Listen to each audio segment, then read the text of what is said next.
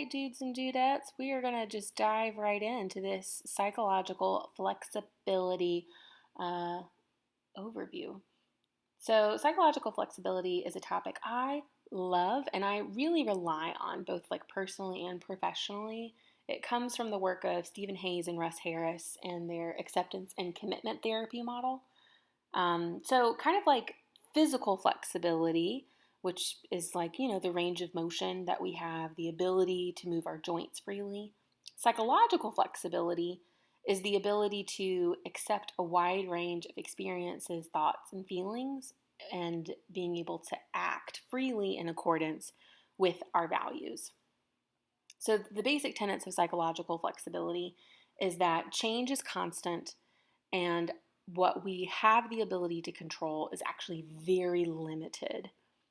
And so they integrate mindfulness practices and some really interesting questions about value-based actions.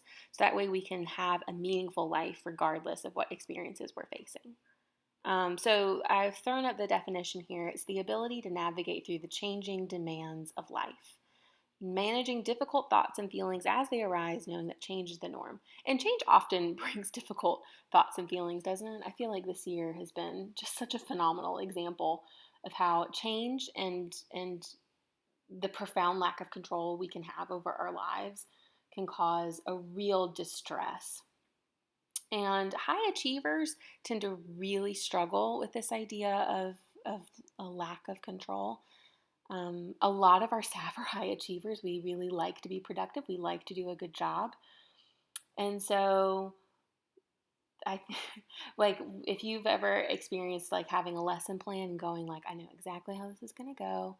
I got this all down. And then, something inevitably goes wrong and you feel flustered, you feel frustrated and stressed. This it wasn't how it was supposed to happen. And sometimes when that comes up, we try to gain control in other ways. So, like in this pandemic, I'm sure you've seen memes. Maybe you are the actual people who do Instagram live workouts every day and have learned to bake bread. I'm guilty of that. Or who have reorganized their closets or their kitchens.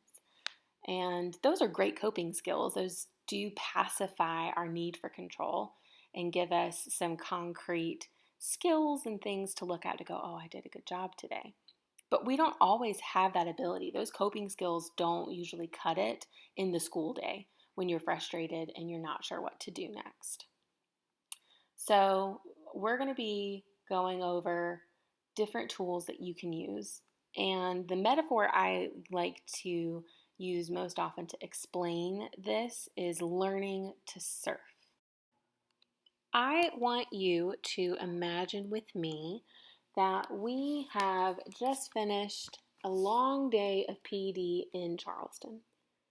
We decided to go to the beach to blow off some steam, and so you walk across the sand and you walk into the ocean because it would just feel so cool on such a hot day. You walk in until the water is about at your waist, and you can feel the push and pull of the waves. You can feel the tug of the tide. And after a few minutes, you think, this is a lot of motion. This is too much motion for me. I'm going to try and stand still. So you dig your feet into the sand. You brace your core, bend your knees a little bit. And for the first few minutes, you are just killing it. You are able to stand still no matter how big a wave comes by or how big that pull is. After a few minutes, though, you are starting to get really tired. This is kind of exhausting. And the waves just don't stop. You think to yourself, surely at some point the waves will get smaller or they'll just kind of like bottom out. But they don't. And so the more you try to stay still, the more you keep getting thrown back by the waves, and you become frustrated and exhausted, and finally you just give up and you walk right to shore and you're like, well, the ocean is just not for me. Now, I want you to imagine it a little differently. Let's say you walk out into the ocean, water's at your waist, you can start to feel the pull of the tide. But in your hands, you have a surfboard, and you know how to read which waves will be good to catch, will be helpful, and which ones won't be. And once you've identified a wave that will be good, you know how to line up with it. You know how to get your feet underneath you, balance on your board, and you know how to ride out these waves. You're looking forward to these waves because you know what to do with them now. You know how to have an enjoyable experience because you have the tools and the know-how that you didn't before. This is what psychological flexibility gives us. It gives us a mindset, which I refer to as a surfboard, and it gives us tools or some know-how for how to surf through the uncertainty of life in a way that can be enjoyable and what we want it to be. So over the next few minutes, I'm going to give you a quick overview of a surfboard, of a mindset, and 3 mindfulness tools to help you with thoughts, feelings, and struggles.